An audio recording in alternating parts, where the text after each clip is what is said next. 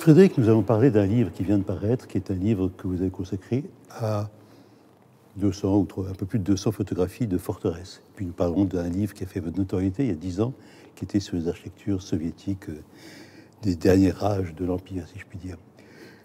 Mais d'abord, qu'est-ce qui vous a amené à l'architecture? Vous avez longtemps été le rédacteur en chef d'une revue qui s'appelle Citizen K, qui est plutôt une revue de mode, une revue d'art de vivre, comme on dit aujourd'hui, et dans laquelle, de temps en temps, vous publiez vous-même des reportages d'architecture, des architectures fort diverses, qu'il s'agisse du désert de Retz, qu'il s'agisse de telle villa palladienne en exil dans le Jura. Une sorte de cabinet de curiosité extrêmement étrange, extrêmement incohérent, on pourrait dire. Quelles étaient vos motivations dans cette collection que vous faisiez de reportages? Alors tout d'abord, François, je pense que la cohérence a son intérêt propre. Oui. Et par ailleurs, si je devais reprendre la chronologie, ce que vous me demandez, j'ai autrefois, il y a très longtemps de ça, fait des repérages pour le cinéma. Et c'était un plaisir pour moi à l'époque de disposer d'un budget, de pouvoir circuler. La contrepartie, c'était de ramener des décors possibles pour des tournages. Généralement, je disposais d'un temps très limité. Et j'étais donc tenu de produire des images, de faire de la photo. C'est comme ça que j'ai commencé en fait à approcher cette mécanique de l'investigation. Par la suite, je suis devenu journaliste, rédacteur en chef d'une revue de mode, où il m'était, pour des raisons quasiment d'orthodoxie, impossible de faire de la photo, en tout cas de la photo de mode. Et je me suis dit, tiens, éventuellement, le forcing, essayons l'architecture. Et c'est comme ça que j'ai créé en fait une rubrique qui s'intitulait Repérage précisément, qui était prétexte à aller se promener à droite et à gauche, à voyager, à pratiquer une forme de tourisme intelligent en sélectionnant des thématiques qui associaient architecture, culture, voyage. C'est comme ça que tout toujours quand même un certain goût de l'étrange, parce que les bâtiments sur lesquels vous faisiez des reportages photographiques et écrits n'étaient pas des bâtiments du corpus normal de l'histoire d'architecture. Ça, c'est mon idiosyncrasie, c'est difficile il m'est très difficile d'en saisir les raisons, mais le fait est que je suis intéressé, j'ai un attrait pour ce qui est périphérique, décalé. Le magazine en question était lui-même un magazine dit alternatif ou d'avant-garde ou indépendant, donc il était périphérique. Et donc dans cette logique, au fond, s'est installée une forme de cohérence pour en revenir à votre proposition initiale. Et puis, dans les milieux d'architecture, on vous a découvert il y a 10 ans, quand est paru ce livre tout à fait étonnant sur l'architecture soviétique. C'est un livre qui était paru chez Taschen, comme paraît le livre sur les châteaux maintenant. C'est un livre qui était très gros, qui pesait 2,5 kg. Celui-ci, je crois, pèse 3,5 kg, il est encore plus lourd. Et c'est un livre qui était intitulé CCCP, ce qui était une sorte de jeu de mots sur l'acronyme SSSR de l'Union soviétique.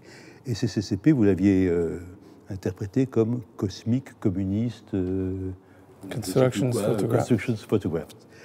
Là, vous nous faisiez découvrir un domaine de l'architecture qui était à la fois extrêmement familier, parce que c'était des bâtiments d'architecture contemporaine, souvent assez proches de ce qui pouvait se faire en Occident, mais en même temps totalement inconnu, parce qu'on ne connaissait pas les auteurs, on ne connaissait pas. C'était parfois dans des républiques très lointaines, Azerbaïdjan, je ne sais où. C'était quelque chose d'extrêmement neuf, et du coup, le livre a eu un succès considérable. J'espère que ça ne présume pas de l'échec de celui-là, dont l'objet n'est pas extrêmement neuf. Mais malgré tout, il y a en fait un lien entre les deux objets, dans la mesure où la démarche est similaire, et que l'un comme l'autre cumule en quelque sorte, compile des bâtiments qui sont tout à la fois monumentaux et anachroniques. Les châteaux sont monumentaux et anachroniques.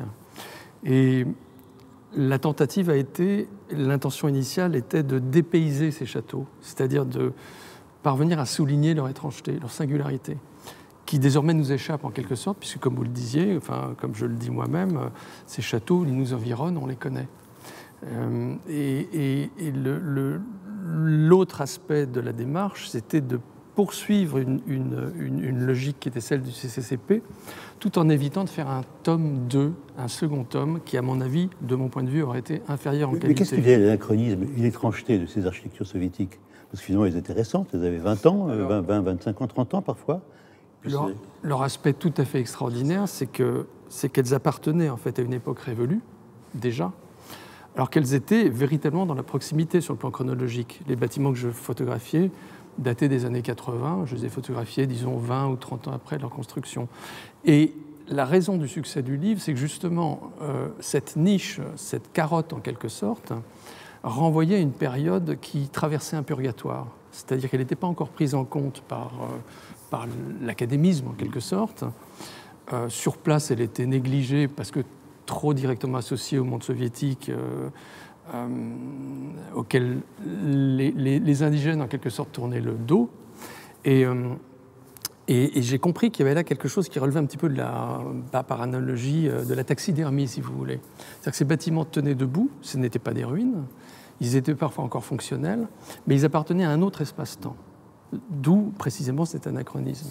Et ils avaient tous la particularité d'être absolument spectaculaires.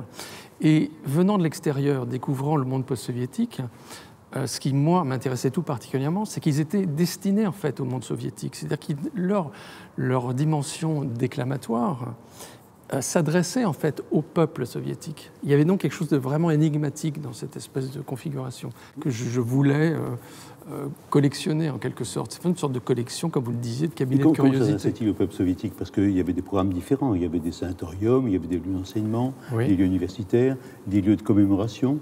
Il n'y avait bien sûr pas de cathédrale, mais enfin, il y avait des choses qui en tenaient lieu. Moi, je pense que ça... Des lieux civiques, des lieux de mariage, des lieux de... Alors moi, j'appelle ça la théologie monumentale. C'est un terme que j'ai emprunté à un très vieil ouvrage qui traitait du baroque tchourigueresque, donc rien à voir, en fait, de l'architecture coloniale, en fait, produite sur le continent sud-américain. Mais qui définit assez bien cette espèce comment dire, d'impact, de puissance en quelque sorte idéologique, de message, en fait, d'architecture à message en quelque sorte, à laquelle j'étais confronté, qui était celle que je photographiais, quel que soit le domaine. Ça pouvait être les sports, comment dire, le loisir, le monde de la culture ou la politique. On était quand même dans la dramaturgie soviétique. Oui, mais la dramaturgie soviétique, bon, vous distinguez dans votre préface plusieurs moments de l'architecture soviétique, le moment des avant-gardes, le moment du stalinisme, le moment khrouchtchevien qui est plus rationaliste et qui est plus fonctionnel et plus terne aussi. Et là, on est dans une époque de quand même quelques 10 ou 15 ans avant l'écroulement de l'Empire soviétique. De certaine façon, on est dans une époque où émergent beaucoup de choses, des contextes, des situations culturelles locales, et le message est assez difficile à saisir. C'est cette disparité, c'est cette complexité qui m'a paru intéressante. C'est-à-dire qu'en fait, de manière progressive, j'ai commencé à essayer d'approcher l'architecture d'un point de vue anthropologique quasiment. Et encore une fois, quasiment uniquement sur la base des apparences, de la typologie, des formes en quelque sorte, parce que je ne suis pas un architecte et je suis très incompétent dans le domaine de l'ingénierie, de la construction, ces choses-là. Ce qui m'intéresse en réalité, c'est ce que l'architecture nous dit en fait. Et j'ai compris que cette architecture appartenait un petit peu à cette mécanique du délitement.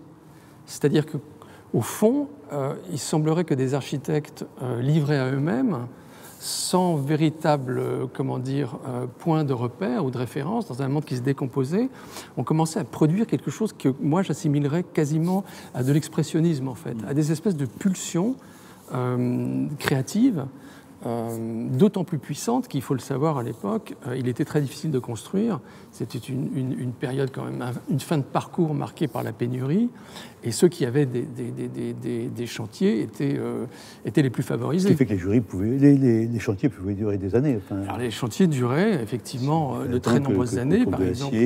Tout à fait. Le chantier, par exemple de mémoire, le théâtre Fedor Dostoïevski qui se trouve à Veliki Novgorod, donc, qui est un bâtiment absolument invraisemblable, s'est construit sur 15 ans. Et l'architecte que j'ai rencontré m'expliquait qu'en fait, les ouvriers étaient là de manière accessoire puisqu'ils avaient des chantiers prioritaires. Donc en fait, ils n'ont construit ce théâtre, qui est un bâtiment absolument monumental, ils ne l'ont construit que quand les chantiers prioritaires leur permettaient en fait de se libérer pour ce chantier donc périphérique. Et finalement, c'était des histoires qui n'en finissaient plus, et c'était pour l'architecte quasiment une séquence de vie, si vous voulez. C'était 15 ans de travail sur un projet. Alors, c'est un livre qui a eu un succès considérable, plus de 100 000 exemplaires vendus. Enfin, plus de 110 000, je crois. C'était tout à fait loin de tout ce qui peut se produire dans l'édition. Ah, loin de ce que vous attendiez aussi. Moi, je n'avais pas beaucoup de repères, je n'ai pas de références, mais tout le monde s'est étonné, notamment chez Taschen, du succès en fait, de l'objet. Et puis, 10 ans après des années et des années à nouveau de travail et d'enquête, vous sortez un ouvrage un peu comparable, vous nous direz en quoi, sur les châteaux forts, sur les forteresses. Ce sont 209 châteaux, des châteaux d'époque féodale, qui sont, dans une très large mesure, des châteaux qu'on trouverait en France. Je crois qu'il y en a une soixantaine en France, 30 ou 40 dans les pays anglo-saxons, en Espagne et en Italie, et puis d'autres qui sont dispersés comme ça dans des régions que la plupart des gens connaissent peu, mais que vous connaissez bien, au fond d'un Baltique, au fond du golfe de Finlande, et puis il y en a même un en Arménie, etc. Alors, c'est un projet assez étonnant parce que je ne sais pas comment il peut exister de châteaux, ça n'a pas de sens de se poser la question. En Europe, disons qu'il existe des milliers de châteaux, vous en avez choisi 209. Comment les avez-vous choisis? Alors, tout d'abord, c'est évidemment un projet un peu fou, qui ne correspondait pas à une commande, dans lequel je me suis lancé sans trop savoir où il me mènerait. Et ensuite, évidemment, je savais que je ne pourrais avoir qu'un échantillon, ou si vous voulez, un échantillonnage très limité de châteaux. Il y en a des dizaines de milliers, en Europe, j'entends. Il y en a, comme vous le disiez, 200 dans le livre. Donc la seule, stratégie possible était d'avoir quelque chose d'à peu près complet en termes, disons, de composition, sachant que de toute manière, il était impossible d'être exhaustif. Les choix, ce sont des choix qui, avant tout, sont esthétiques. Ce sont des choix qui sont liés à la typologie des bâtiments, au charme qu'ils exercent, en quelque sorte, en tout cas à mes yeux, à leur inscription dans l'espace, aux confirmations qu'ils me donnaient d'un certain nombre d'intuitions que je voulais, en quelque sorte, illustrer dans le livre. Dans la mesure où le château fort a bien sûr une relation très particulière avec le site, je pensais que quand on regarderait la double page de l'Europe dans laquelle vous ponctuez les lieux des châteaux que vous avez photographiés, on trouverait une sorte de carte peut-être des massifs, des Alpes par exemple, le massif central, les Pyrénées, tout ça. Puis on s'aperçoit que non. Par exemple, il n'y a aucun château que vous ayez photographié dans les Alpes françaises. Il y en a 3 ou 4 en Val d'Ost, en Italie, très beau d'ailleurs. Et puis, donc, ce n'est pas un inventaire raisonné, votre travail? Non, absolument pas, non. Vous voyagez comment? Parce que on sent un très grand progrès dans la qualité photographique de votre travail. Le livre sur la Russie, on sent que vous êtes peut-être avec un petit Nikon ou un appareil dans votre poche. C'est un travail plutôt de reporter. Je dirais pas tout à fait d'amateur, mais de reporter. Et celui-ci, on sent un travail beaucoup plus médité, beaucoup plus lent, avec, j'imagine, un équipement plus important. Alors, c'était l'occasion, effectivement, d'affiner la pratique photographique, ayant à l'esprit, comme vous le soulignez, que le contenu du CCCP a été produit avec des moyens qui étaient, disons, plus accessibles immédiatement, enfin, que des appareils photo qui sont ceux que pratique le commun des mortels, et que ces images-là, en dépit de leur qualité intrinsèque, en dépit du cadrage, en dépit de l'objet, était limité dans l'exploitation que je pouvais en faire, parce qu'évidemment, j'avais fait ça avec du 24-36 ou par la suite du moyen format. Et donc, je me suis décidé qu'après tout, il fallait voir grand, et je me suis mis à pratiquer la chambre photographique. Ça veut dire que grand format. Donc le voyage est beaucoup plus compliqué, beaucoup plus fatigant. Vous faites beaucoup moins de clichés qu'autrefois. Beaucoup moins de clichés qu'autrefois, mais ça induit un regard totalement différent sur l'objet qui, à mon avis, permet d'avoir une singularité. Puisqu'en fait, c'est une prise à rebours, en quelque sorte, des courants dominants. Aujourd'hui, les gens font de la photo numérique avec des appareils qui permettent de faire un nombre de clichés sans limite. Moi, je savais que j'étais cantonné. Alors, je ne vais pas rentrer dans les détails techniques, mais quand je photographie un château, je fais 4, 5, 6 clichés. Il m'arrivait de n'en faire qu'un seul. Ça, c'est lié à la complexité, à la taille du négatif, à la complexité de la démarche, au coût de la pellicule. Enfin, tous ces éléments cumulés obligent donc à être économe, en quelque sorte.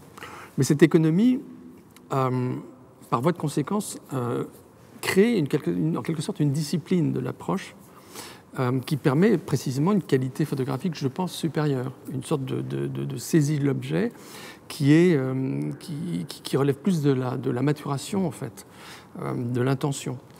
Et indépendamment de ça, je me suis lancé dans ce sujet parce qu'effectivement, j'ai réalisé autre chose qui n'est peut-être plus vrai aujourd'hui. Mais quand je l'ai entrepris, ce projet, c'était il y a donc à peu près 5 ans, jamais on avait aussi facilement voyagé en Europe. Jamais il n'avait été aussi facile de faire ce type de travail. C'est-à-dire que vous avez sur Internet les informations que vous recherchez. Vous avez Google Earth qui vous permet de localiser le château, de voir à quoi il ressemble, de saisir la manière dont il est exposé à la lumière. Ensuite, vous prenez un vol, un charter quelconque, vous louez une voiture, vous avez un booking.com.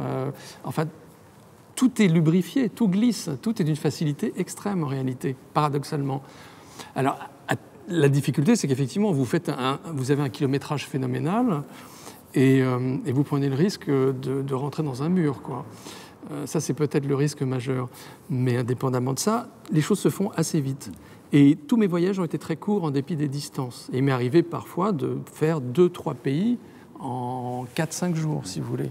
Partir, par exemple, de l'Autriche, traverser la Slovénie, me retrouver en Italie, faire le Tyrol et revenir en Autriche. Et c'est ce genre de mécanique que j'ai mis en place de manière à achever le projet le plus vite possible. Un château est souvent dans des lieux extrêmement escarpés, pas tous, mais souvent, parmi ceux que vous photographiez. Oui, c'est une forme de gymnastique d'y accéder. C'est un objet souvent extrêmement encombrant, il faut le saisir sous certains angles. On parlera peut-être tout à l'heure des cadrages que vous opérez, qui ont tendance quand même à isoler le château d'une partie trop contemporaine de son environnement, ou des choses comme ça, pour en faire une sorte d'idéal type, d'une certaine façon. Donc ça demande quand même à la fois une sorte de méditation, puis un assez gros exercice physique même. Rôder autour d'une forteresse, c'est une manière de monter sur un pic, je ne sais. C'est excellent pour la ligne, oui, ça permet de... Mais c'est tout à la fois en fait une source de plaisir. Il faut pas le nier. C'est pas un sacerdoce. Hein.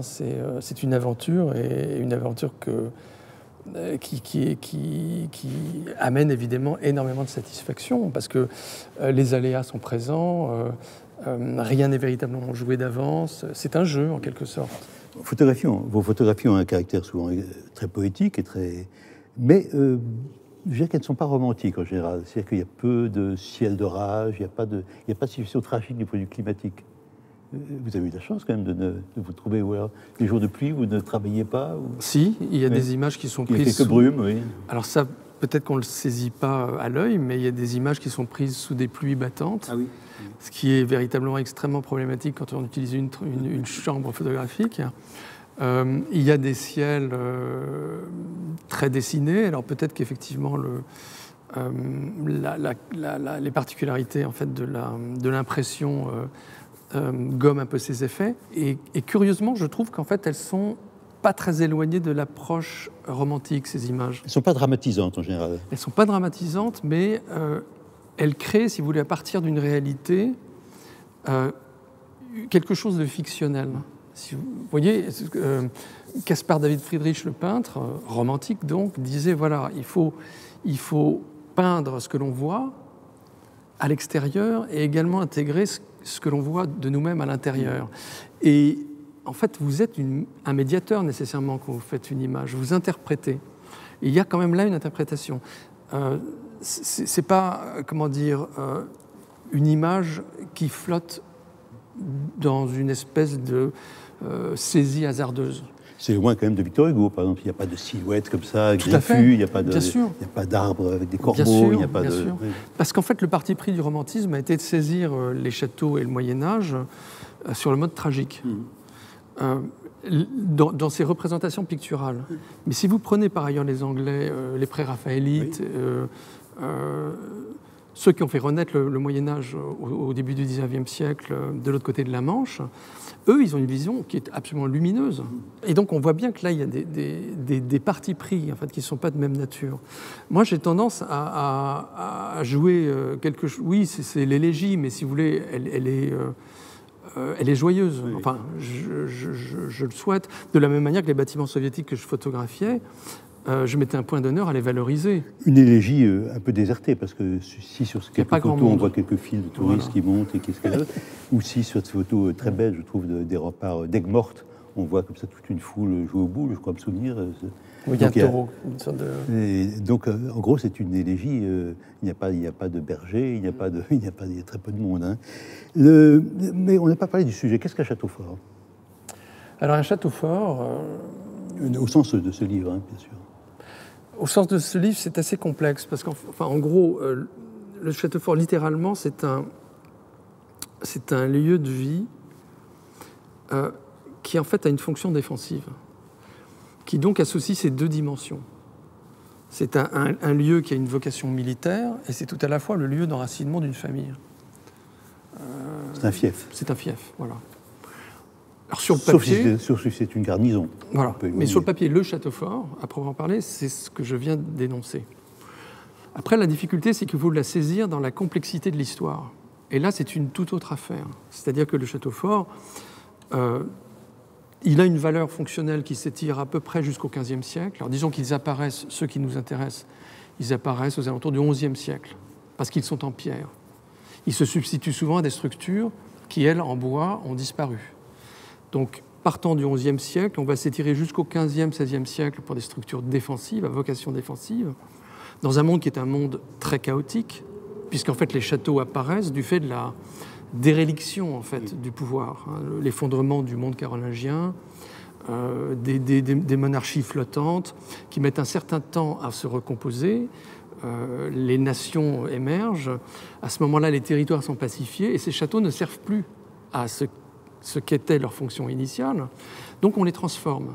Et là, on rentre dans un processus de métamorphose qui s'étire jusqu'au XXe siècle, vous voyez ? D'où la difficulté de les définir, ces châteaux. Certains même ont des racines plus anciennes. J'imagine qu'en Sicile, vous avez des châteaux hellénistiques ou des châteaux romains en pierre sur lesquels on a pu se fonder. Bien sûr. Évidemment, si vous allez chercher les fondations, vous pouvez trouver des réminiscences encore plus éloignées. Mais ce qui est frappant, en effet, c'est que l'Europe des châteaux est une Europe émiettée, c'est une Europe divisée en des quantités de fiefs, extrêmement instables aussi, les frontières ne cessent de se déplacer. Tout à fait. Au gré d'un mariage. Tout à fait. Tout à fait. Et en fait, le château m'a passionné pour les mêmes raisons que les bâtiments soviétiques me passionnaient. C'est qu'on ne peut pas les aborder sans avoir à l'esprit toute une série d'axes de lecture multiples, complexes, qui sont tout à la fois l'histoire, la sociologie, je le disais, l'anthropologie, la psychologie collective. Et tous ces éléments-là, en fait, enrichissent le thème et tous, en quelque sorte, ont besoin d'être abordés pour donner une compréhension, en fait, j'allais dire globale, un cadre global, la grande image, comme disaient les anglo-saxons, de ce qu'est le château. Alors, le fait est, par exemple, que si je me suis étiré sur toute l'Europe et si j'ai choisi ce thème du château, c'est parce que j'ai très vite compris que nos frontières géopolitiques actuelles ne faisaient pas sens au Moyen-Âge. Donc, de fait, quand vous produisez un livre, par hypothèse, consacré au château de France, ça ne fait pas de sens. Ça ne fait pas de sens, parce que les châteaux français sont des châteaux normands. Les châteaux normands, vous en avez en Angleterre, vous en avez en Sicile, vous en avez au Moyen-Orient. Donc vous voyez qu'à un moment donné, tout ça ne fonctionne plus. Et les lignes de tension, les lignes de fracture du Moyen-Âge, non seulement ne sont pas les nôtres aujourd'hui, mais en plus elles se déplacent. Alors, juste pour terminer, c'est évidemment fascinant pour des individus qui, comme nous, vivons dans des environnements où les frontières sont stables, où il n'y a pas très longtemps encore, il fallait présenter son passeport pour passer de la France à l'Espagne, et ces frontières-là, elles n'ont pas bougé depuis ma naissance, vous voyez ? Là, on est dans un monde où, à l'inverse, tout bouge. Non seulement les frontières, mais les individus. Contrairement à l'idée que j'en avais a priori, je me suis rendu compte qu'il y avait un mouvement permanent notamment dans les parties les plus favorisées en fait, de la population médiévale, enfin, je veux dire la noblesse, l'aristocratie, les monarchies, ça bouge. Et est-ce que ça se traduit par des notes, soit qui relèvent de l'art de la fortification, soit qui relèvent de questions stylistiques que vous avez pu suivre? Est-ce que les châteaux normands ont un caractère particulier que vous repérez aussi bien vers Palerme que... Bien sûr. Les châteaux normands ont un caractère particulier. Les châteaux, si on parle du sud de l'Italie, les châteaux normands, les châteaux souabes, les châteaux aragonais, tous ces châteaux, en fait, les châteaux angevins, dans le sud de l'Italie, toutes ces régions géographiques diverses, pour des raisons qui sont liées aux successions, ont géré à un moment donné ces zones, cette zone géographique spécifique qui est le sud de l'Italie, la Sicile, ce qu'on a appelé le royaume des deux Siciles ensuite, la ville de Naples. Et donc vous avez par exemple, si on s'arrête à la ville de Naples, le château de Castel dell'Uovo, où se superposent de manière quasiment sous forme de circonférence les différentes typologies des périodes qui se sont succédées. Alors vous allez partir d'un donjon normand pour en fait aboutir à la circonférence, à une structure aragonaise et même éventuellement à un bastion, qui est la forme la plus tardive de l'architecture militaire, puisqu'en fait ça aussi c'est un paramètre évidemment majeur pour comprendre les châteaux. Leur typologie évolue en fonction de l'évolution même de l'armement. Voilà, de ce que l'on appelle la paléurcétique, qui est en fait l'art du siège, et de l'armement. Voilà. Et surtout, avant toute chose, de cette révolution qu'a constituée l'apparition et la mise au point de l'artillerie. Qui dit château au XVe siècle. Qui dit château dit aussi ville fortifiée, dit aussi enceinte. Elles sont peu présentes dans votre livre. Il y en a un peu, on a parlé d'Aigues-Mortes, il y a Fougères, il y a Carcassonne. Carcassonne, bien sûr. Mais enfin, il y a un peu par rapport à... Alors bien sûr, beaucoup de ces enceintes ont été abîmées ou ont été détruites, notamment au XIXe siècle, quand il a fallu ouvrir les villes vers la périphérie. Mais c'est aussi un choix chez vous. Alors, la ville est peu présente. Ou alors les cadrages font que vous l'effacez. La ville est peu présente d'abord parce que les enceintes sont beaucoup plus difficiles à photographier qu'un objet vertical, par exemple, qu'on peut circonscrire. Oui, vous en auriez été capable, je pense quand même. Oui, mais il y a par ailleurs, si vous voulez, le tissu urbain, oui, l'environnement, qui implique des éléments parasites qui sont plus difficiles à saisir. Il y avait également une rupture de style et de genre avec ces châteaux isolés, qui font quand même l'essentiel du livre. Donc, en fait, en gros, je serais parti, si j'avais suivi cette voie et si j'avais voulu plus de diversité, j'aurais fait quelque chose de très hétérogène. Et pour éviter cette hétérogénéité, j'ai préféré me fixer... Donc ce sont des raisons artistiques. Voilà, tout à fait. Bien sûr. Et elles sont très manifestes, et ça fait la singularité et la puissance de ce livre. Ces châteaux isolés ont un caractère aussi, c'est que comme ils sont... Enfin, il y a des châteaux en toute situation, il y a des châteaux de plaine, il y a des châteaux de rivière, des châteaux de bord de mer, des châteaux de falaise, mais beaucoup d'entre eux sont des châteaux qui s'appuient sur un site, un éperon ou sur un site rocheux. Ce qui fait qu'il y a une sorte de continuité minérale entre la roche qui affleure souvent, le château qui est souvent construit de la même pierre, et quelque chose d'assez formidable, comme si c'était une émanation du sol, ce château. C'est une des raisons pour lesquelles l'ouvrage s'intitule L'âge de pierre, enfin Stone Age en anglais, parce qu'effectivement la dimension minérale est absolument fondamentale. Puis elle est liée à la réalité très très clairement fonctionnaliste de cette architecture, qui se fonde sur l'emploi des matériaux disponibles. La construction se fait avec les pierres qui sont les pierres qui peuvent être saisies, qui sont à disposition dans les parages. Parfois, d'ailleurs, quand il y a de la brique, c'est parce que la pierre n'est pas là. Il n'y a pas de pierre, ce qui est le cas du château de Coca en Espagne.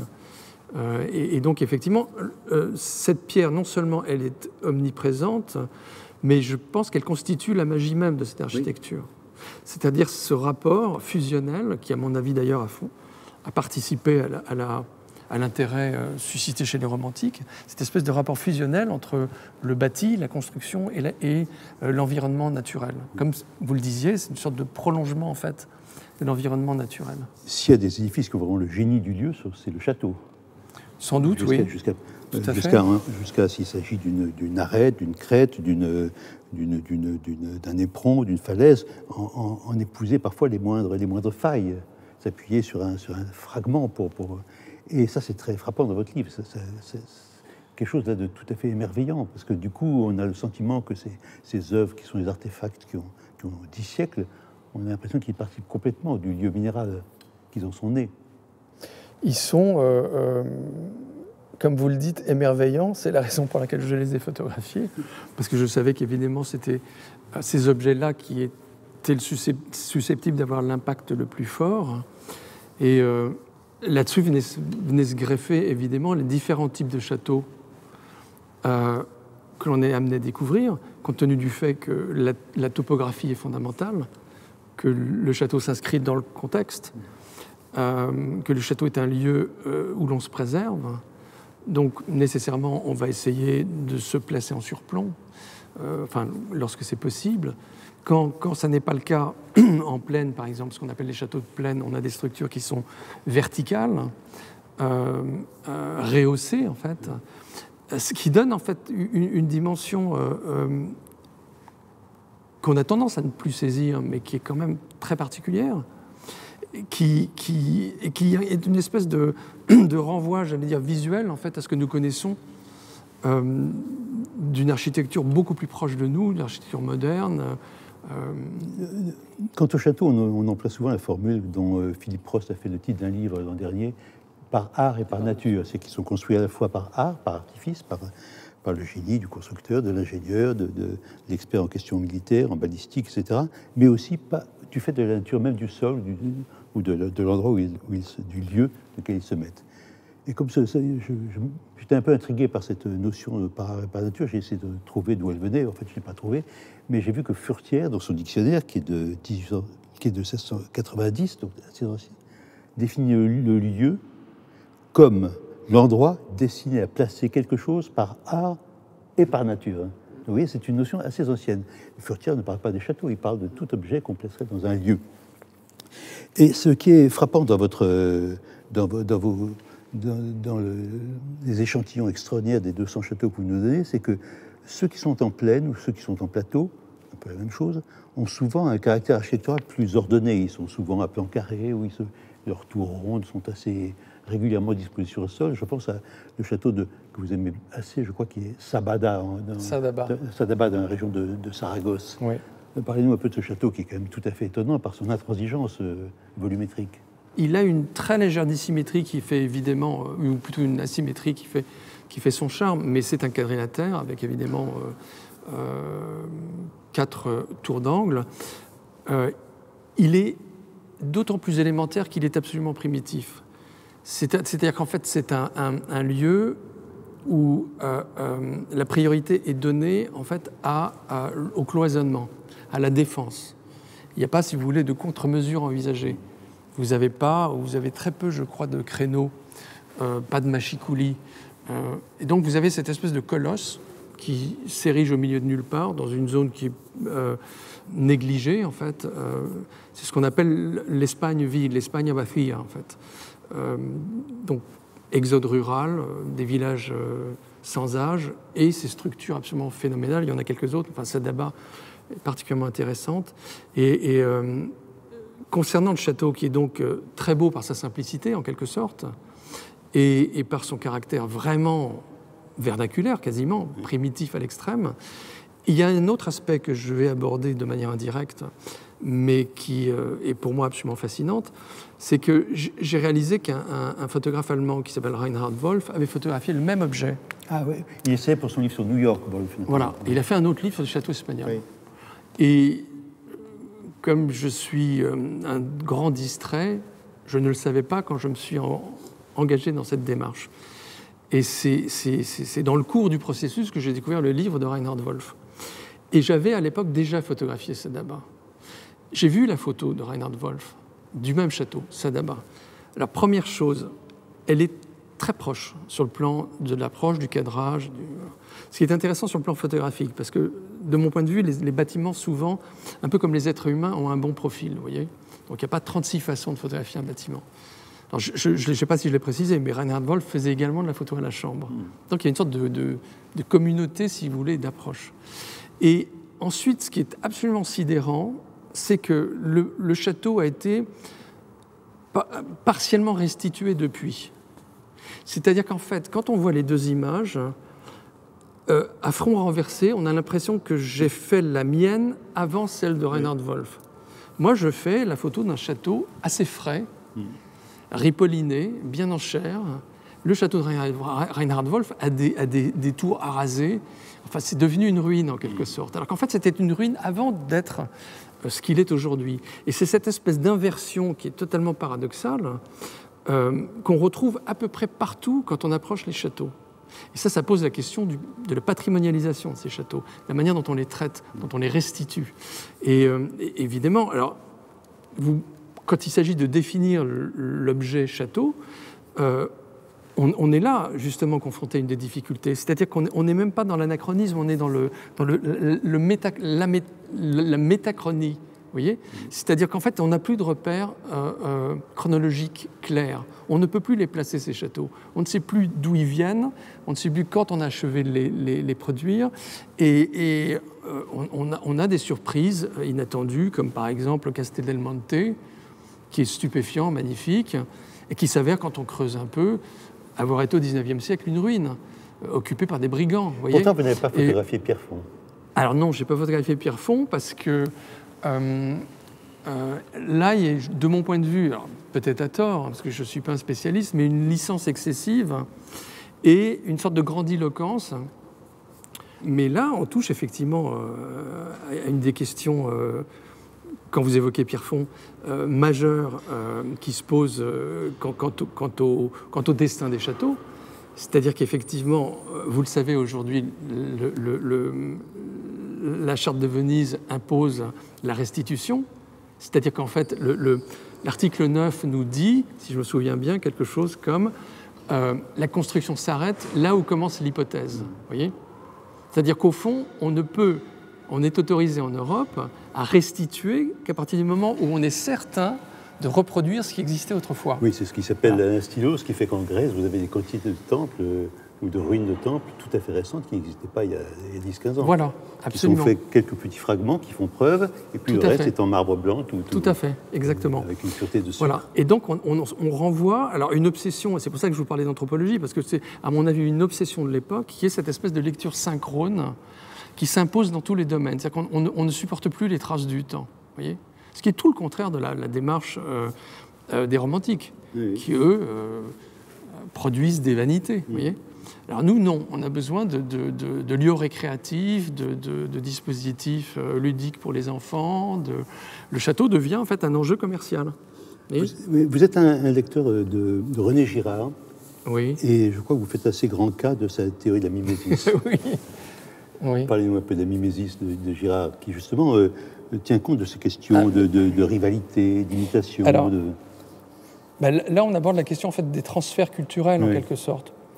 Et la bien-pensance voudrait que ces transferts culturels ne donnent pas lieu à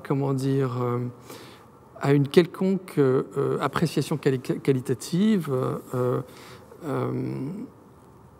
n'y a pas de hiérarchie, si vous voulez. On doit s'interdire ce type d'approche. L'avantage de la théorie de Girard, c'est qu'en fait, elle nous explique pourquoi les choses se déplacent et quel est le sens qu'a ce lieu, ce déplacement, je veux dire. Alors, je vais être un peu abstrait, mais moi, ce qui me passionne dans cette architecture castrale, mais dans l'architecture soviétique, c'est également le cas, c'est la question du territoire.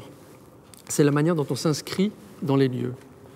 Et le territoire physique renvoie à un territoire mental. C'est-à-dire qu'il y a une coalescence, si vous voulez, entre l'espace mental et l'espace physique.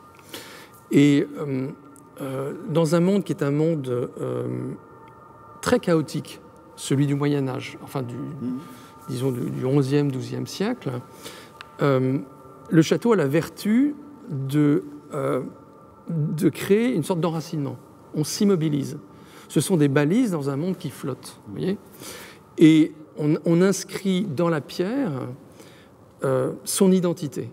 Donc cette identité est une identité formelle, d'où la typologie. Et le déplacement des typologies, quand par exemple les Aragonais se déplacent en fait dans le sud de l'Italie, c'est leur modèle architectural qu'ils vont imposer. Et alors, là où... Mais ils l'imposent, à votre avis, pour des raisons symboliques ou parce qu'ils ne savent construire comme ça et que leurs ingénieurs savent construire comme ça? Alors je pense qu'ils peuvent... Les deux choses sont possibles, les deux hypothèses sont possibles.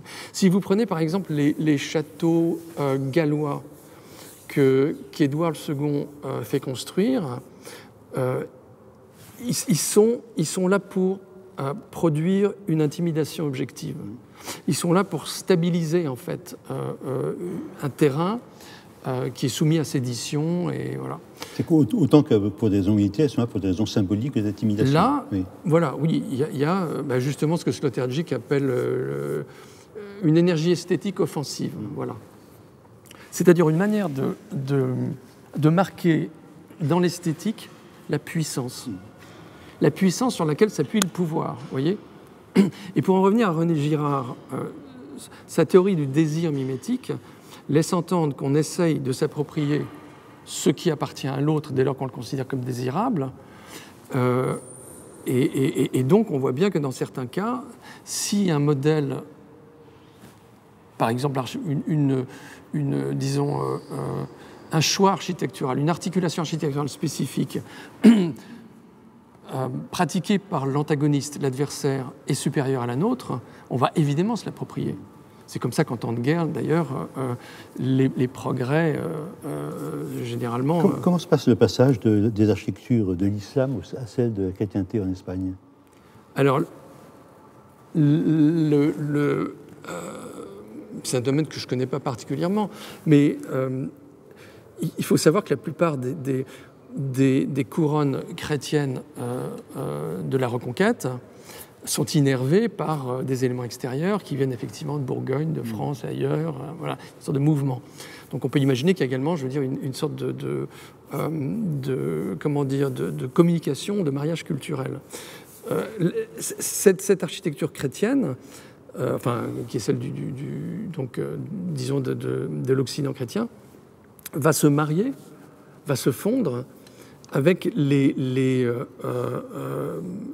productions architecturales de l'islam militaire, j'entends, qui elles-mêmes sont, paraît-il, empruntées à Byzance. Donc, vous voyez, c'est un long cheminement.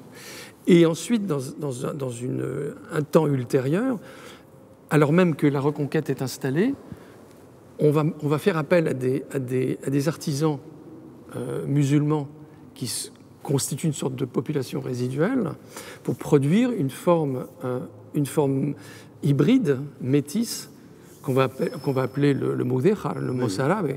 Et en fait, c'est cette espèce de mélange comme ça qui se met en place, qui est encore une fois, pour me référer à un château que j'ai déjà cité, le cas de Coca, où la singularité des formes, la dimension décorative est d'inspiration musulmane. La solitude est un caractère extrêmement frappant du château, en tout cas de ceux que vous avez retenus. Et il y a des solitudes parfois extrêmement frappantes dans votre livre. Je pense à la solitude du château de Stalker en Écosse, sur un îlot qui paraît, c'est un fjord, enfin c'est un aber. Il y a un calme absolu, il y a de l'eau partout, un peu de brume, et ce château, tout seul, dont on se demande à quoi il sert. Ce sont les châteaux des marges, des marches, des limes, de la périphérie. Ce sont des tours fortifiées, il y en a beaucoup, très austères et très rustiques, aussi bien en Irlande qu'en Écosse, qui, en fait, je pense, doivent à leur rusticité cette simplicité absolue. En fait. Une chose aussi qui m'a tout à fait intéressé, c'est que le château, dans beaucoup de cas, notamment quand il a un caractère défensif très articulé à un site, se déploie comme une sorte de mécanique très complexe. Je pense, c'est très frappant sur une vue semi-aérienne que vous donnez du château du Fort Lalatte dans les côtes d'Armor. On voit là tout le système des barbacanes, des ponts-levis, des machicoulis, etc. Sinon, c'est un registre qui est assez absent dans votre livre. Vous n'avez pas du tout ce caractère justement pédagogique et analytique du château comme objet de défense que pourrait... Non, j'ai essayé d'apporter dans l'introduction les quelques repères élémentaires qui semblaient indispensables. La typologie, parce qu'il y a quand même 3-4 mutations majeures qui sont à retenir et qui expliquent un petit peu le cours des choses. Mais après, ce qu'on observe, c'est, je répète ce qu'on a déjà évoqué, des mutations qui, en fait, conduisent à composer, en fait, un objet complexe, hybride, cumulant, en fait, les productions relatives aux périodes qui se succèdent. Et c'est un peu le cas du Fort Lalatte qui finit lui aussi bastionné alors qu'il n'était pas initialement. Donc en fait, on a plusieurs couches qui se superposent. C'est ce qui fait, encore une fois, le caractère très étrange de ces châteaux. Et pour aller plus loin, ces châteaux se transforment de manière encore plus extrême, encore plus radicale, à partir du moment où ils changent de fonction. À partir du moment où le château, de sa fonction défensive, devient ou se transforme en manoir, en lieu résidentiel, en lieu de villégiature, il se transforme du tout au tout. Et vous avez là des objets qui sont, comme moi je pense par exemple au château de Nogent-le-Rotrou, où vous avez en fait quasiment une structure bicéphale.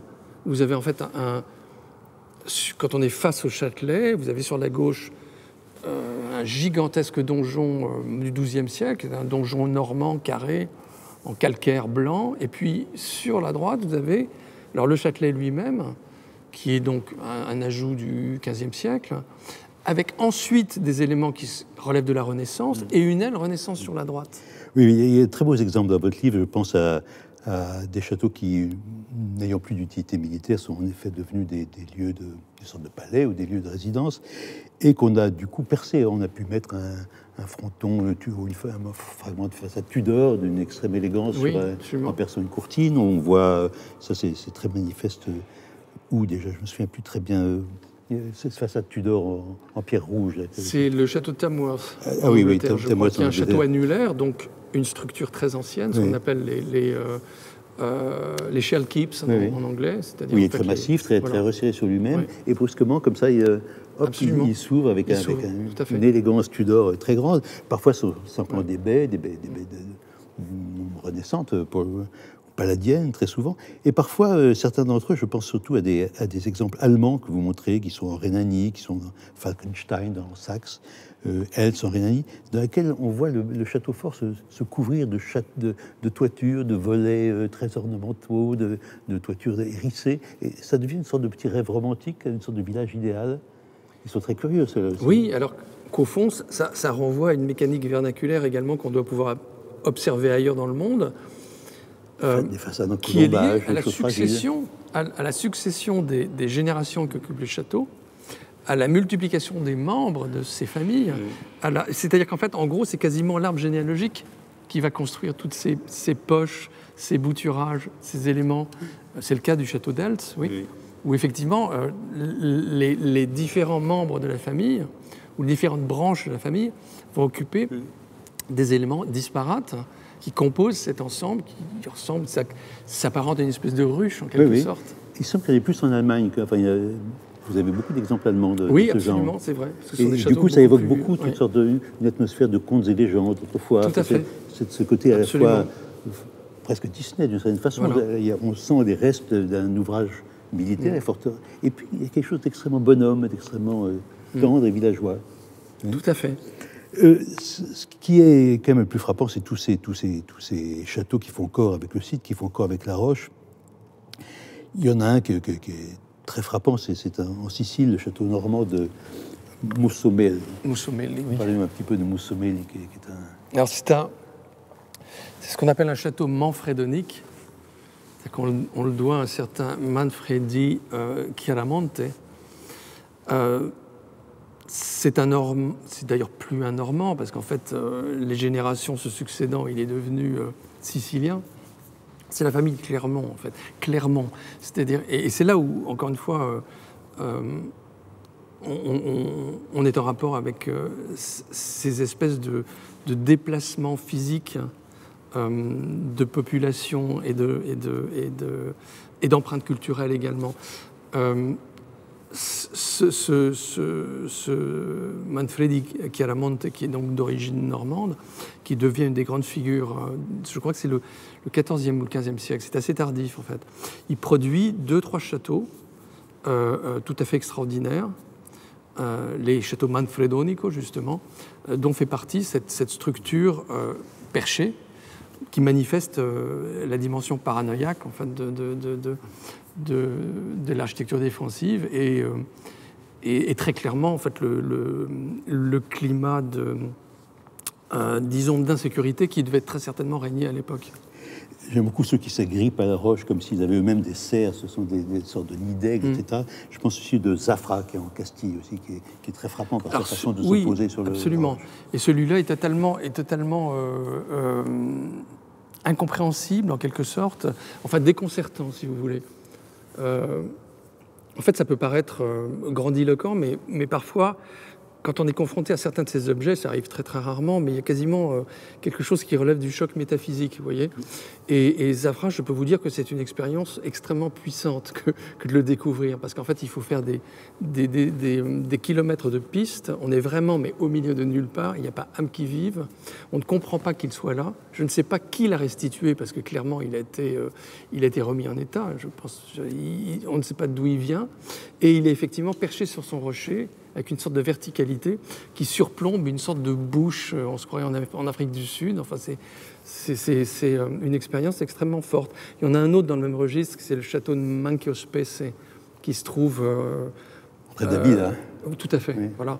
Et qui est en fait, alors pour le coup, totalement minéral et qui fait partie de ces châteaux qui justifient encore une fois le titre.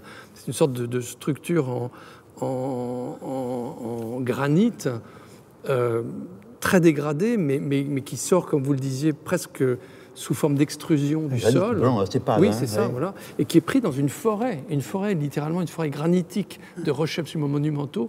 Donc c'est une sorte de dimension cyclopéenne qui est tout à fait irréelle et qui a évidemment un impact considérable. Il est très beau celui-là parce qu'il ressemble un peu à un jeu de cubes. Il est extrêmement simple dans l'application de ses volumes. Absolument. Il n'est pas du tout justement à la façon d'un château romantique.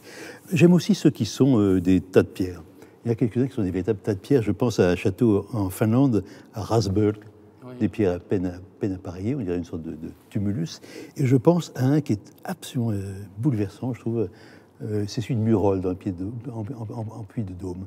Il est bouleversant parce qu'il est massif, beaucoup plus sophistiqué que celui de Rasberg, et qu'on sent déjà en lui des choses étranges, des épaulements. Il y a une sorte de contrefort qui sort, parfois il y a une courtine, il y a des fragments, et puis un énorme rapiessage de tout ça est fatigué, tout ça est usé, tout ça a été refait plusieurs fois. Ici, la roche s'ouvre, ici, il y a plusieurs âges de pierre qui se...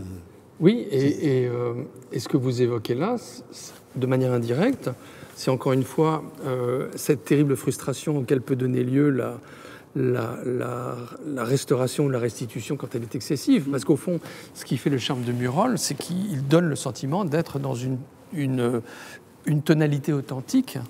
Ravaudé quand même, souvent ravaudé. Oui, mais on sent en fait le mouvement de l'histoire. On sent les siècles qui se sont accumulés sur cette structure qui est une des plus singulières que j'ai photographiées, qui est très élémentaire en réalité, qui est une sorte de structure conique, arasée. Alors, elle est creuse, j'imagine, elle est creuse. Non, il y a un plateau. C'est la région des volcans, et on a l'impression véritablement que ce château est déceptif, si vous voulez, il est là pour simuler en fait le volcan. Et au fond, il renvoie, dans sa forme, il est très très contemporain, il est très moderne. Moi, vous savez, je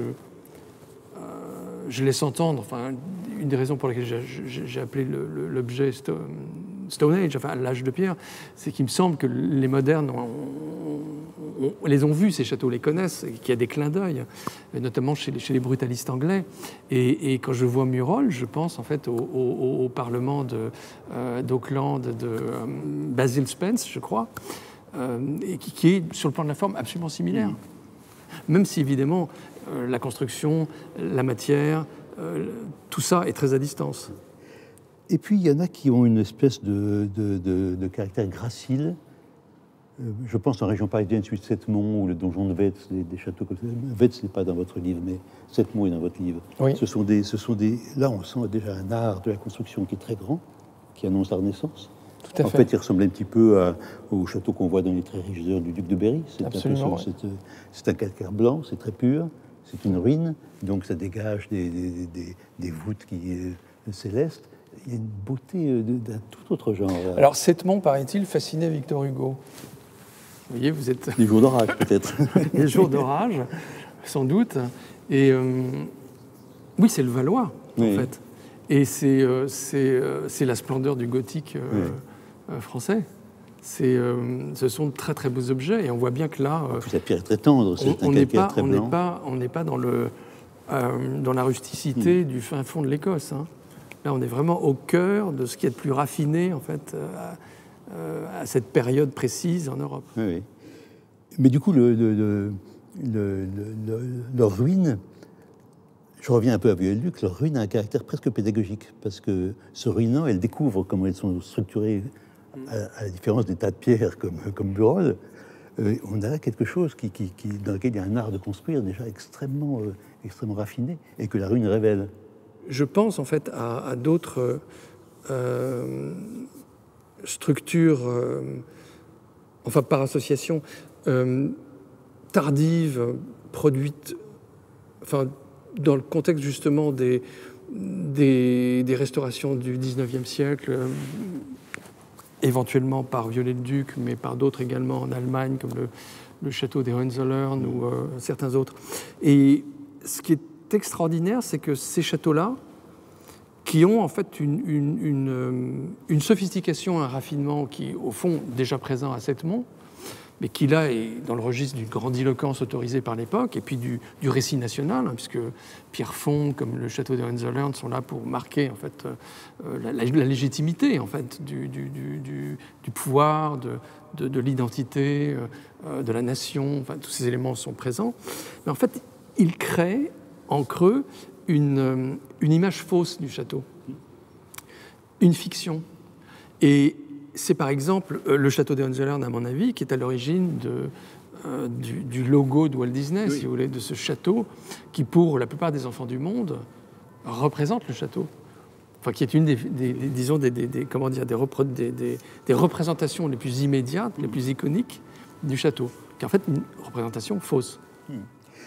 Et pour terminer, je voudrais qu'on parle un peu d'un sentiment qui est extrêmement frappant pour nous qui ne savons plus rien de ces guerres, de ces fiefs, de tout ce qui a pu se passer dans ces diverses régions d'Europe.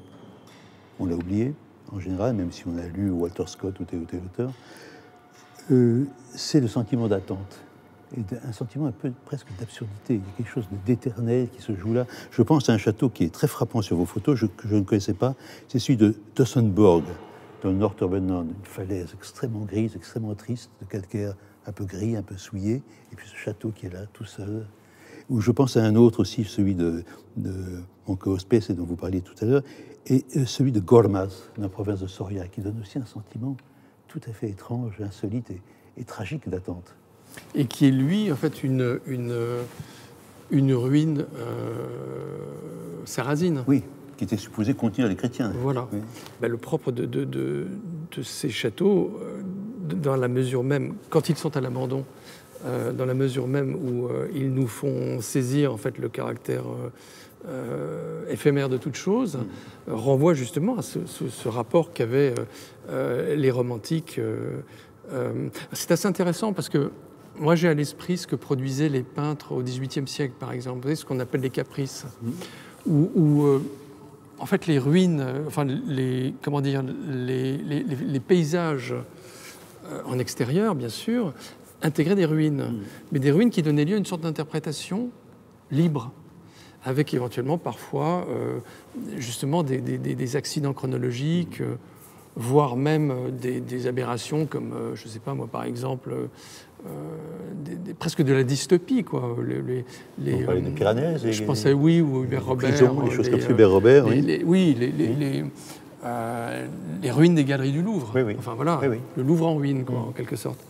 Et en fait, j'ai l'impression que les romantiques, dans un premier temps, et même d'ailleurs Viollet-le-Duc, sont un peu dans cette espèce de prolongement. C'est-à-dire qu'au fond, comme le disait d'ailleurs Caspar David Friedrich, enfin toujours à propos de peinture, ce que j'évoquais tout à l'heure, l'imagination, c'est-à-dire la transformation, est autorisée. Il y a, vous savez, cette citation de Viollet-le-Duc, qui en gros laisse entendre qu'au fond, la reconstitution du Moyen-Âge peut aller jusqu'à mettre en forme quelque chose qui n'a pas eu lieu. Oui.